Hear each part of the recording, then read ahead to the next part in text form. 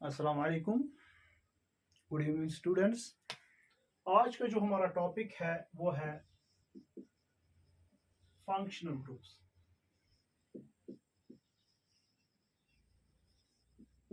ये functional group होता क्या है?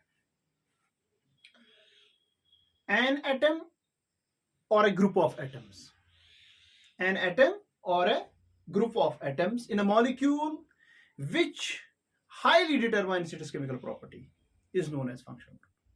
यानी एक एटम या ग्रुप ऑफ एटम्स जो किसी मॉलिक्यूल के साथ जब अटैच्ड होते हैं और उसकी केमिकल प्रॉपर्टी को बयान करते हैं, यानी जिसकी वजह से हमें उसकी केमिकल प्रॉपर्टी पता चल जाती है, उसी को हम क्या कहते हैं? Functional groups. फॉर एग्जाम्पल मेरे पास एक कंपाउंड है इथेन। इथेन एक कंपाउंड है और इसकी केमिकल फॉर्मूला है CH4। इसकी केमिकल फॉर्मूला है CH4 और ये गैस है।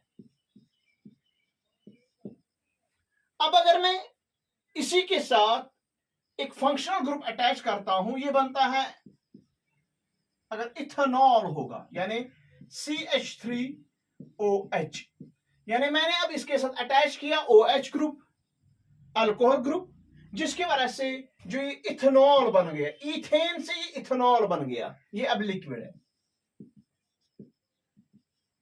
या इसी तरह से अगर मैं लूंगा एक और इथेनोइक एसिड, अब इसमें भी देखिए CH3COOH, इसमें भी हमने क्या किया?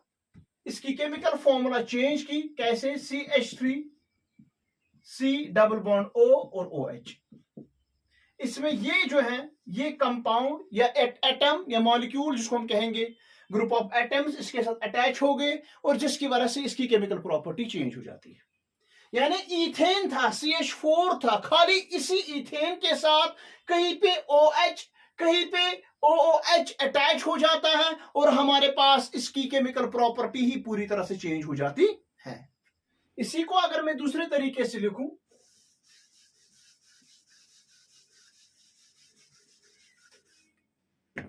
इथेनॉल की फॉर्मूला जो मैंने अभी कहा C2H6 यानी C यहां से H और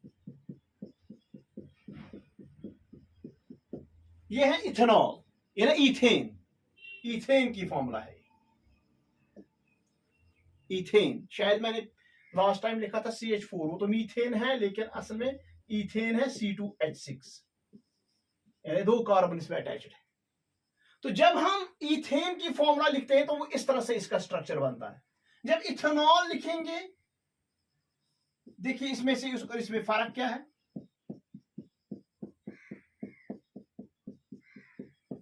यहां पे हाइड्रोजन के साथ साथ ऑक्सीजन भी चला आता है, यानी इसमें और इसमें फर्क है खाली O की। एक एटम इसके साथ अटैच हो गया, इस मॉलिक्यूल के साथ एक ऑक्सीजन अटैच हो गया, जिसकी वजह से इसकी पूरी केमिकल प्रॉपर्टी चेंज हो जाती है।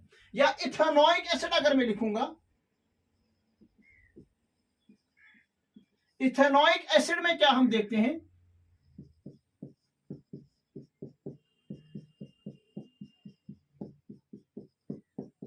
देखिए तीनों कंपाउंड्स में अगर आप देखेंगे, तीनों में हमारे पास 2 कार्बन है, ठीक है ना। यहां पे अगर हम देखते हैं हाइड्रोजन 6 है, इसमें भी हमारे पास हाइड्रोजन 6 है, खाली इसमें हमारे पास एक हाइड्रोजन रिप्लेस हुआ है। यहां पे हमारे पास एक्स्ट्रा एक ऑक्सीजन है और इसमें यहां पे हमारे पास 2 ऑक्सीजन एक्स्ट्रा है। यानी खाली एटम या ग्रुप ऑफ एटम्स ऐड करने की वजह से क्या हो जाता है? इनकी प्रॉपर्टी चेंज हो जाती है, जिसकी वजह से हम इनको कहते हैं, जो ये एटम और ग्रुप ऑफ एटम्स किसी मॉलिक्यूल के साथ अटैच हो जाएंगे और उनकी केमिकल प्रॉपर्टी चेंज हो जाएगी, उन्हीं को हम क्या कहते हैं? फंक्शनल ग्रुप्स हम कहते हैं। तो हमारे पास बहुत सारे फंक्शनल ग्रुप्स हैं जो आपको हायर क्लास में पढ़ने हैं, लेकिन मेन बेसिक जो फंक्शनल ग्रुप्स हैं हम यहाँ पे वो थोड़े बहुत डिस्कस करेंगे, आप वही देखेंगे।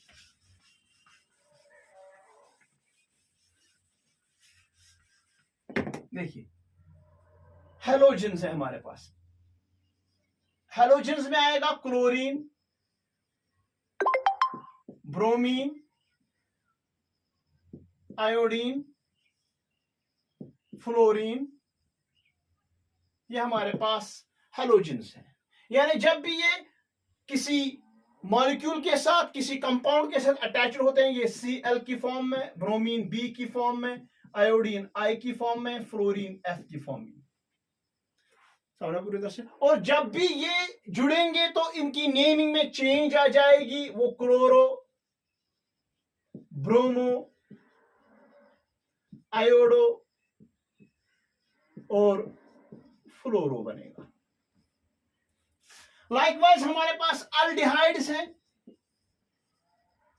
अल्डिहाइड एक ग्रुप है फंक्शनल ग्रुप्स का, यानी एक फंक्शनल ग्रुप ऐसा है जिसके अंदर एक लंबे बहुत सारे कंपाउंड्स आते हैं।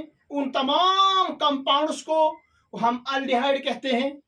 फॉर एग्जाम्पल इसमें क्या होता है, C डबल बॉन्ड O और H, यानी कार्बन कंपाउंड जो होगा, जो कार्बन होता है, इसमें यहां पे डबल बॉन्ड O आ जाता है और H आता है, और यहां से कार्बन की एक लंबी चेन भी हो सकती है, या मिथेनॉल हो जाएगा, इथेनॉल होगा, प्रोपेनॉल होगा।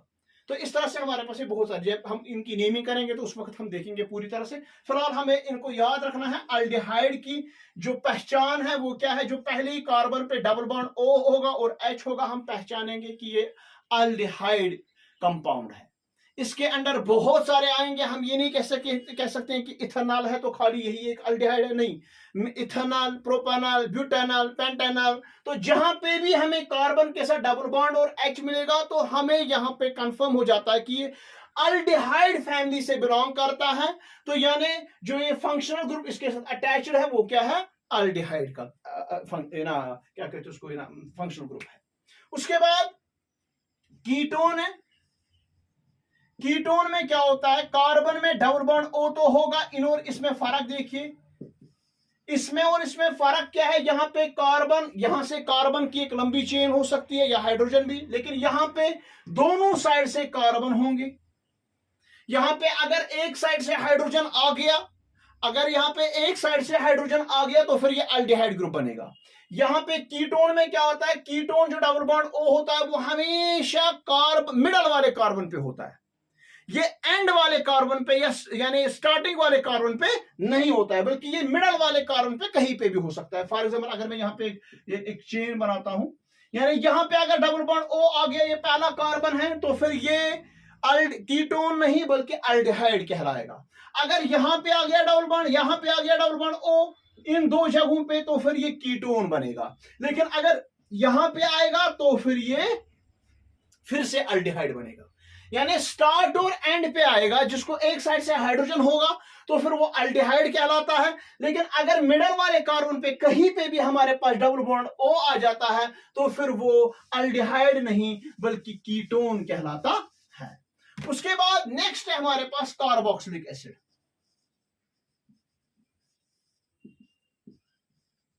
कार्बोक्सिलिक एसिड क्या है, उसमें क्या आता है, हमारे पास कार्बन तो होगा, इसमें डबल बॉन्ड O होगा और यहां से OH होगा, और यहां से हमारे पास लंबी चेन हो सकती है कार्बन की। यानी इसमें और इसमें फर्क क्या है, पूरी तरह से इसको आइडेंटिफाई करिए, नहीं तो कंफ्यूजन हो जाता है स्टूडेंट्स को। यहीं पे वो फिर कार्बोक्सिलिक ग्रुप को कीटोन का नाम या कभी कभार इसका अल्डिहाइड का नाम दे देते हैं, या अल्डिहाइड को ही कार्बोक्सिलिक ग्रुप का नाम दे देते हैं, जिसकी वजह से उनको पता होता है क्या है, लेकिन नेमिंग इधर उधर हो जाती है और वो सारा गलत हो जाता है। तो देखिए क्या है यहाँ पे कार्बन पे डबल बॉन्ड O है पहले कार्बन पे, तो ये कीटोन तो पहले ही बाहर निकलेगा इससे, क्योंकि ये मैंने आपको पहले ही कहा ये मिडल वाले कार्बन का काम है। यानी मिडल वाले कार्बन पे जब हमारे पास डबल बॉन्ड O होगा तो फिर वो कीटोन होगा, ना तो वो अल्डिहाइड हो सकता है ना तो वो कार्बोक्सिलिक ग्रुप हो सकता है। अब अल्डिहाइड और कार्बोक्सिलिक ग्रुप को जब हम पकड़ते हैं, इसमें क्या है, यहाँ पे भी पहले कार्बन पे डबल बॉन्ड O है, यहाँ पे भी पहले कार्बन पे डबल बॉन्ड O है, लेकिन इसके साथ यहाँ पे ऐड क्या है, OH है। यहाँ पे OH नहीं खाली H है, जिससे हम रिप्रेजेंट करते हैं कि ये हमारे पास कार्बोक्सिलिक ग्रुप है। ये कार्बोक्सिलिक एसिड है, जैसे कि methanoic, ethanoic acid, propanoic acid, butanoic acid, pentanoic acid, ये सारे जहां पे भी ओइक एसिड आएगा, यानी जहां पे भी आप देखोगे C double bond O H, या इसको दूसरे तरीके से भी लिखा जाता है COOH, और यहां से हम इसको जोड़ते हैं हाइड्रोजन या कार्बन की एक लंबी चेन इसके साथ यहां इस साइड से जोड़ी जाती है, जिससे हमें कंफर्म हो जाता है कि जो ये जिससे हम आइडेंटिफाई कर पाते हैं कि ये कार्बोक्सिलिक ग्रुप है। तो ये हमारे पास फंक्शनल ग्रुप्स हैं। एक और है हमारे पास फंक्शनल ग्रुप जो आपको इस क्लास में पढ़ने हैं, वो है अल्कोहल्स का।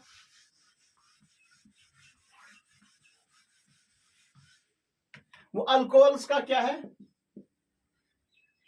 यानी इसमें क्या आता है ROH, यानी यहां पे भी पहले कार्बन के ऊपर OH होगा, यहां पे भी OH है कार्बोक्सिलिक ग्रुप में, अल्कोहल्स में भी OH है, लेकिन दोनों में फर्क क्या है, जिस कार्बन पे OH है कार्बोक्सिलिक ग्रुप में, उसी कार्बन पे डबल बॉन्ड O है, लेकिन यहां पे ये OH किसी भी कार्बन पे आ सकता है, पहले कार्बन पे भी, मिडल वाले कार्बन पे भी, लास्ट वाले कार्बन पे भी OH ग्रुप आ सकता है, और जिस कार्बन पे OH होगा वहां पे डबल बॉन्ड O नहीं होगा, जिस कार्बन पे भी OH होगा वो खाली कार्बन होगा और उसके बाकी साइड्स में बॉन्डेड होगा हाइड्रोजन, तब वो अल्कोहल कहलाएगा, या उसके साथ फ्लोरीन होगा, हाइड्रोजन में कोई और हो सकता है, लेकिन डबल बॉन्ड O नहीं होगा उसके साथ अटैच्ड, तो हम उसको आइडेंटिफाई करेंगे, ये हमारे पास अल्कोहल ग्रुप होता है। उसके बाद जो हमारे पास नेक्स्ट टॉपिक है वो है हमारे पास होमोलॉगस सीरीज।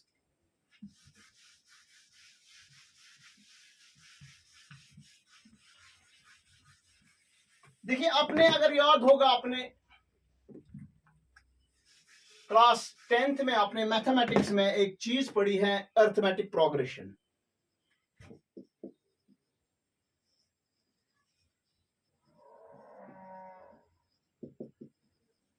मैथमेटिक्स में आपने पढ़ा है अरिथमेटिक प्रोग्रेशन, या जिसको हम शॉर्ट फॉर्म में बोलते हैं AP। तो उसमें आपने देखा कि अरिथमेटिक प्रोग्रेशन कब अरिथमेटिक प्रोग्रेशन कब बनता है। फॉर एग्जांपल, अगर हमारे पास होगा 1 3 7 9 11, इसको हमें देखना कि क्या ये अरिथमेटिक प्रोग्रेशन है। हम सक्सेसिव टर्म्स को, जो प्रीसीडिंग टर्म है, इसके साथ माइनस करते हैं, यानी 3 - 1 2 आएगा, 7 - 3 4 आएगा, 9 - 7 2 आएगा, 11 - 9 2 आएगा। तो यहां पे जो डिफरेंस है वो सेम नहीं है, तो इसका मतलब ये अरिथमेटिक प्रोग्रेशन नहीं है। इसी तरह से अगर हमारे पास होगा 2 4 6 8 10 डॉट डॉट डॉट, इसको भी हम second term minus first term जब करते हैं, ये 2 निकलेगा, यहां पे भी 2 निकलेगा, 2 निकलेगा, 2 निकलेगा, तो डिफरेंस कॉमन है।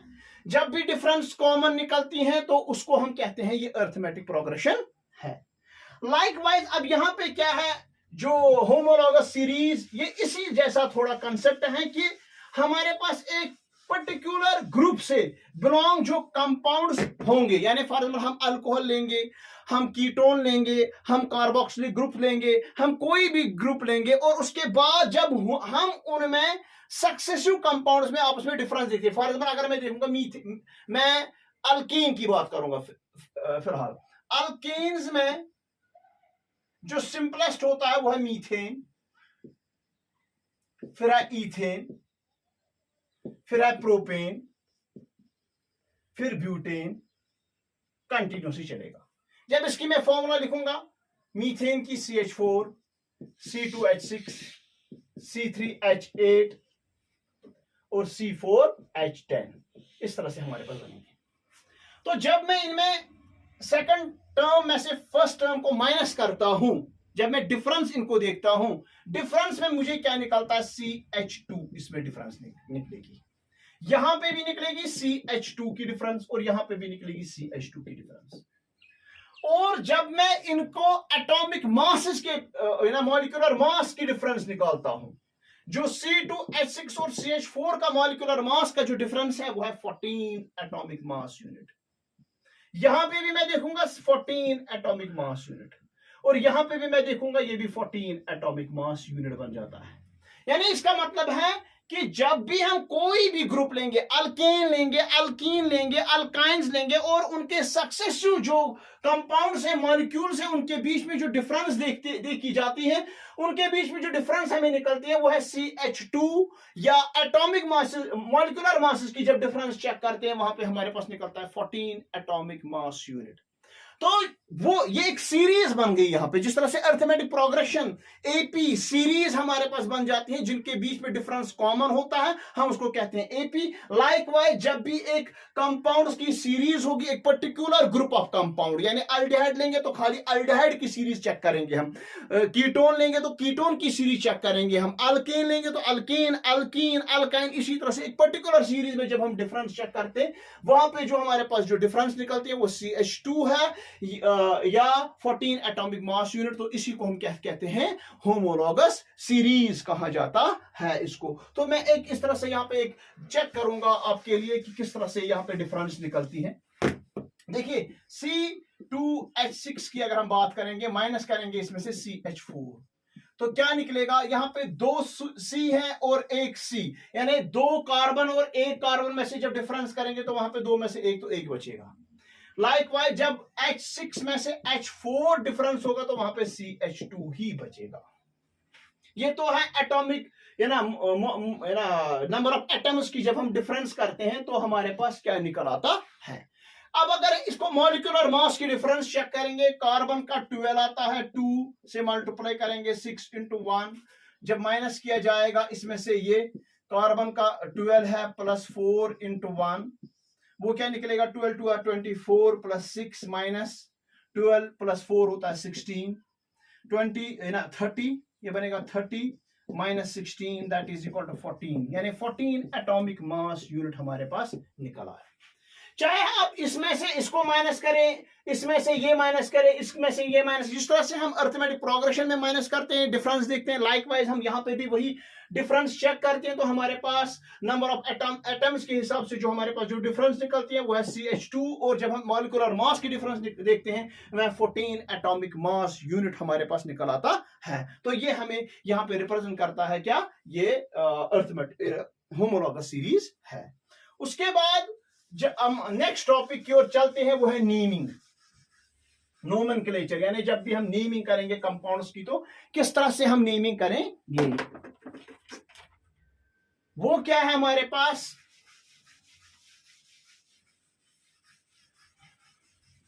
देखिए जब भी हमें नेमिंग करनी है कंपाउंड्स की, उसके लिए हमें कुछ बातों का, कुछ रूल्स को फॉलो करना है। नेमिंग 2 तरीके होती है, एक है कॉमन नेम और दूसरा है IUPAC नेम, यानी एक कंपाउंड के 2 नाम होते हैं, एक है कॉमन नेम, दूसरा है IUPAC नेम। तो जो कॉमन नेम्स हैं ये तो हमारे पास डिफरेंट नेम्स होते हैं हमारे पास, जिनको हम कॉमनली जिस कंपाउंड को जिस नाम से पुकारा जाता है, जैसे कि हमारे पास है एसिटिक एसिड है, ठीक है ना, ये एक कॉमन नेम है, या एसिटल्डिहाइड है, ये कॉमन नेम है। तो डिफरेंट कॉमन नेम्स हम ले लेते हैं और इसी तरह से हम IUPAC नेमिंग करते हैं। यहां पे हमें IUPAC नेमिंग की ओर जाना है। इसमें हमें क्या करना होता है कि जो भी कंपाउंड हम देखेंगे पहले इसका हमें नंबर पता होना चाहिए कि कार्बन का क्या है, यानी कितने कार्बन हैं और उसको हम किस नाम से पुकारेंगे। फॉर एग्जाम्पल हमारे पास अगर एक कार्बन है तो इसको हमें पहले पता होना चाहिए, इस एक कार्बन अगर कंपाउंड है तो उसको हम मिथ कहेंगे, अगर C2 है तो इसको हम इथ कहेंगे, 3 वाले को प्रोप, 4 वाले को ब्यूट, 5 वाले को पेंट, 6 को हेक्स, 7 को हेप्ट, यानी ये इसी तरह से हम आगे आगे बढ़ते जाएंगे। ये हमें पहले पता होना चाहिए। दूसरी बात, हम आइडेंटिफाई करनी चाहिए कि कौन सा फंक्शनल ग्रुप है इसके साथ अटैच्ड, कौन सा फंक्शनल ग्रुप है। फॉर एग्जाम्पल अगर क्लोरीन होगा तो हमें पता होनी चाहिए तो कि जो इसको नेम देना है वो क्या देना है हमें, क्लोरो, यानी ये प्रीफिक्स में लगेगा। प्रीफिक्स जब भी हम नेमिंग देते हैं या तो जो फंक्शनल ग्रुप है वो प्रीफिक्स में लगता है या तो ये सफिक्स में लगता है, ये डिपेंड करता है किस टाइप का फंक्शनल ग्रुप है हमारे पास। तो यानी यहां पे क्लोरो है तो ये प्रीफिक्स में लगता है। अगर फॉर एग्जाम्पल ये मीथेन होता हम कहते हैं क्लोरोमीथेन, तो इस तरह से हम इसको नेमिंग करते हैं। वो कैसे हैं आगे देखिए हम। ऐसे फ्लोरो होगा तो ये ना, फ्लोरीन होगा तो फ्लोरो बोलेंगे, फ्लोरीन होगा तो फ्लोरो बोलेंगे। इसी तरह से आयोडीन होगा तो आयोडो बोलेंगे। या कुछ कंपाउंड ऐसे ना अल्डिहाइड है, इसको हम लास्ट में अल लगाते हैं, यानी इसका जो भी नेम है। फॉर एग्जांपल अगर हम अल्केन ग्रुप का लेते हैं, अल्केन, अल्केन मैंने आपको पहले ही कहा लास्ट वीडियो में, अगर आपको याद होगा, वो कंपाउंड जिनमें कार्बन और कार्बन के बीच में सिंगल बॉन्ड होगी।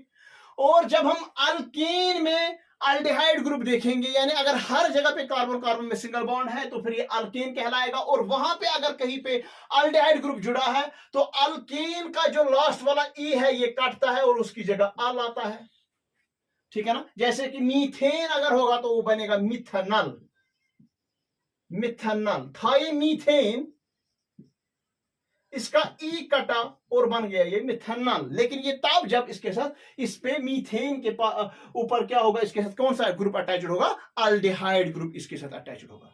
जब इसके साथ अल्डिहाइड ग्रुप होगा तब जाके हम मीथेन से इसको मिथनल बनाएंगे। इसी तरह से ईथेन से इथेनॉल आएगा, प्रोपेन से प्रोपेनॉल आएगा। लाइकवाइज अगर हमारे पास कीटोन होगा तो इसको पता ही है, हम ओन लगाते हैं ये। जैसे कि अगर प्रोपेन होगा तो उसके साथ क्या बनेगा, प्रोपेनोन, प्रोपेनोन। ब्यूटेन होगा तो ब्यूटेनोन। इसी तरह से हेक्सेन होगा तो हेक्सेनोन। लाइकवाइज हम इसको ओ एन ई जोड़ते हैं और ई कटता है इसमें से, ये हमें पता होनी चाहिए। इसी तरह से अगर हमारे पास कार्बोक्सिल ग्रुप है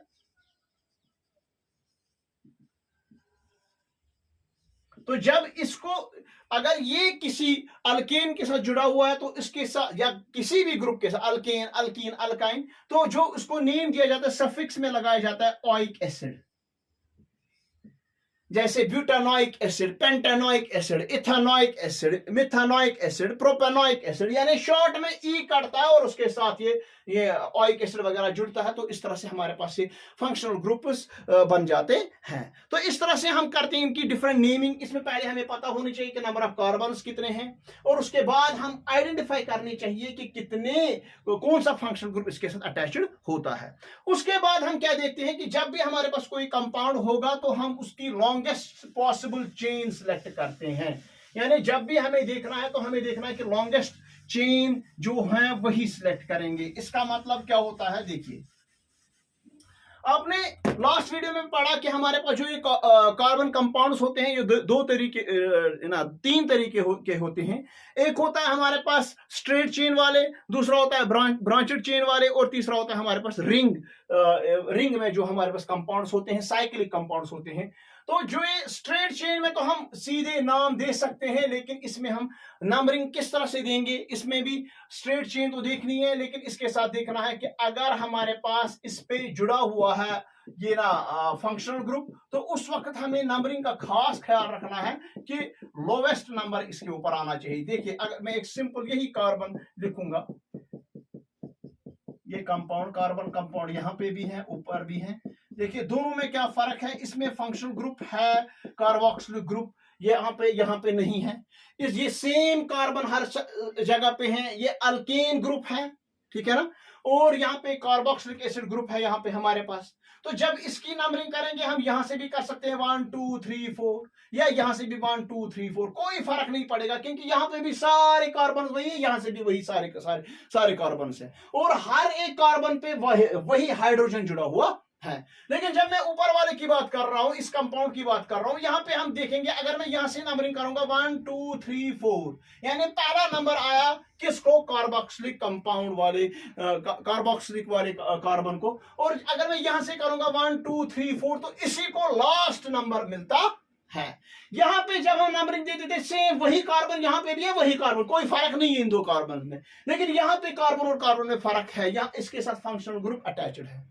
तो हमें खास ख्याल रखना है कि जब सिंपल कंपाउंड्स होंगे तो हम कहीं से भी नंबरिंग कर सकते हैं अगर स्ट्रेट चेन होगी तो, लेकिन अगर स्ट्रेट चेन में हमारे पास कोई फंक्शनल ग्रुप आता है तो हमें लोवेस्ट पॉसिबल नंबर किसको देना है, हमें लोवेस्ट पॉसिबल नंबर देना है फंक्शनल ग्रुप वाले कार्बन को। यानी ये तो पहले ही कार्बन है, अगर दूसरा इस तरह से होता,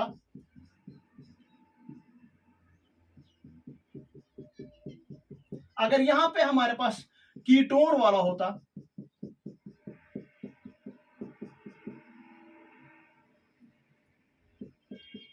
देखिए इसको भी हम जब नंबरिंग दे देते हैं तो यहां से अगर हम स्टार्ट करेंगे 1 2 3 4, यहां से जब करेंगे 1 2 3 4 तो यहां पे दूसरा नंबर आता है, और अगर यहां से जाएंगे तो तीसरा नंबर आता है। ये कार्बन वो है जिसके साथ फंक्शनल ग्रुप अटैच्ड है। इसीलिए मैंने पहले ही कहा हमें लोवेस्ट पॉसिबल नंबर देना है उस कार्बन को जिसके साथ फंक्शनल ग्रुप अटैच्ड है। तो यहां पे दूसरे कार्बन पे हमारे पास फंक्शनल ग्रुप अटैच्ड है, तो यहां से ही हमें इसकी नंबरिंग करनी है 2, ना कि ये नंबरिंग सही नहीं है, ये नंबरिंग सही है। लाइकवाइज जो हमने यहां से नंबरिंग की 1 2 3 4 ये सही है, जो हमने यहां से की ये सही नहीं है। इस वाले ग्रुप के साथ जो ये कंपाउंड है इसमें हम यहां से भी आ सकते हैं और यहां से भी आ सकते हैं, तो कोई फर्क नहीं पड़ेगा। तो इस तरह से हम इनकी नेमिंग कर पाते हैं। उसके बाद जो नेक्स्ट हम कंपाउंड की बात करेंगे, ये तो स्ट्रेट चेन की बात थी। अब अगर हमारे पास ब्रांचेड चेन होगा, ब्रांचेड चेन वाला, यानी अगर इस तरह से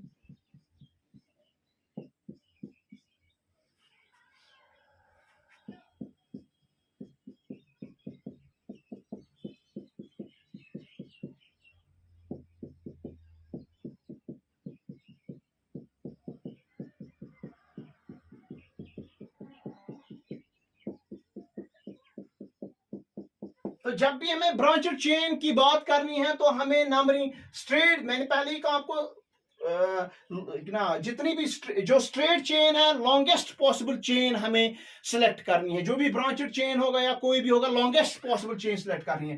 तो यानी अगर मैं ये सिलेक्ट करता हूं 1 2 3 4 5 ये कार्बन आते हैं। अगर मैं ये सिलेक्ट करूं 1 2 3 4 5 6 आते हैं। अगर मैं ये लूं 1 2 3 4 ही आते हैं। तो यानी मेरे पास ये चेन स्ट्रेट बनती है 1 2 3 4 5 6 आ गया। अब ये तो हमने सिलेक्ट की भाई, ये वाली चेन हमें ले लेनी है क्योंकि ये लॉन्गेस्ट चेन है, लॉन्गेस्ट पॉसिबल चेन ही है।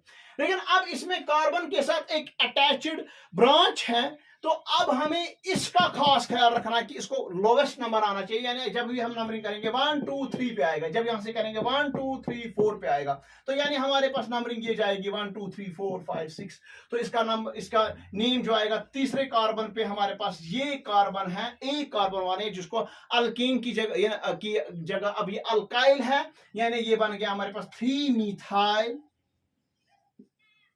मिथाइल बन गया हमारे पास। और ये टोटल 6 कार्बन है, वो हेक्स कहते हैं। यहां पे हर एक कार्बन में सिंगल बॉन्ड है, हेक्सीन नहीं आएगा, हेक्साइन नहीं आएगा, बल्कि क्या आएगा, हेक्सेन आएगा, यानी 3 मिथाइल हेक्सेन। इस तरह से हम इसकी नेमिंग कर सकते हैं। तो इस तरह से हम जब भी हमें नंबरिंग करनी है पहले हमें पता होना चाहिए कि कितने कार्बन एटम्स हैं, तो और किस कार्बन, अगर एक कार्बन वाला कंपाउंड है तो उसको क्या बोलेंगे, 2 कार्बन जैसे कि मिथ है, इथ है, प्रोप है, ये हमें पता होना चाहिए। दूसरी बात हमें ये पता होनी चाहिए कि जब जो भी हम कंपाउंड नेमिंग करने जा रहे हैं कि इसके साथ जो फंक्शनल ग्रुप अटैच्ड है हम वो पहले ही आइडेंटिफाई करने के काबिल होने चाहिए, यानी हमें पहचान में आनी चाहिए कि इसके साथ कौन सा फंक्शनल ग्रुप है। तीसरा, जब भी हम इसको अब नेमिंग करने जाएंगे तो हमें पहले ही लॉन्गेस्ट पॉसिबल चेन सिलेक्ट करनी है, और नेक्स्ट हमें लोवेस्ट नंबर देना है किसको, जो फंक्शनल ग्रुप होगा उसको हमें लोवेस्ट पॉसिबल नंबर देने की कोशिश करनी है, ताकि उसके बाद ही हमें इसकी नेमिंग करनी है। तो उसके बाद हमें क्या करना है, या तो नेम जो फंक्शनल ग्रुप्स है ये प्रीफिक्स में आते हैं या सफिक्स में आते हैं, मैंने आपको समझा दिया था। जो हेलोजन्स वगैरह है, क्लोरीन, फ्लोरीन, ब्रोमीन, आयोडीन, इनका जो क्लोरो, फ्लोरो, ब्रोमो, आयोडो आता है ये सारा प्रीफिक्स में आता है। और जो बाकी हमने अल्डिहाइड पढ़े, कीटोन पढ़े वगैरह वगैरह, ये हमें सफिक्स में आते हैं, तो ये हम सफिक्स में अटैच करते हैं। जब सफिक्स में लगाया जाता है, मैंने आपको ये भी कहा कि चाहे अल्केन हो, अल्कीन हो, अल्काइन हो, इसका ई जो एंड लास्ट वाला है वो कटता है, और उसकी जगह जो भी फंक्शनल ग्रुप है उसका जो सिंबल है वो नाम आता है। जैसे कि ओइक एसिड कार्बोक्सिल ग्रुप का है तो ओइक एसिड चढ़ेगा उसके जगह, या अल्डिहाइड का अल, कीटोन का ओन, अल्कोहल्स का ऑल, ये सब इसके साथ जुड़ता है, जिसकी वजह से हम उसको नेम दे पाते हैं। तो ये हो गया हमारे पास यहाँ पे फंक्शनल ग्रुप्स कंप्लीट। अगर किसी और को कोई और क्वेश्चन है इससे रिलेटेड कुछ कंपाउंड्स हैं जो इन समझ में नहीं आए, हालांकि आपको क्लास 10th में बस यही सिंपल सिंपल कंपाउंड्स हैं। अगर आप और चाहते हो इसके ऊपर कोई और लेक्चर बनना चाहिए, डिटेल में बनना चाहिए, तो फिर वो इंशाल्लाह रहमान बनाएंगे। ये तब मैं बनाऊंगा जब आप वहां से कमेंट करेंगे। आप क्वेश्चन कर सकते हैं, आपको फोन नंबर दिया हुआ होगा, व्हाट्सएप नंबर भी दिया है, इस पे आप उस पे भी टेक्स्ट कर सकते हो, क्वेश्चंस कर सकते हो, और आप अपनी मर्जी पे वीडियो बना सकते हो। जिस भी टॉपिक पे आपको वीडियोस बनानी होंगी मैं उस पर वीडियो बनाऊंगा इंशाल्लाह। बाकी वस्सलाम।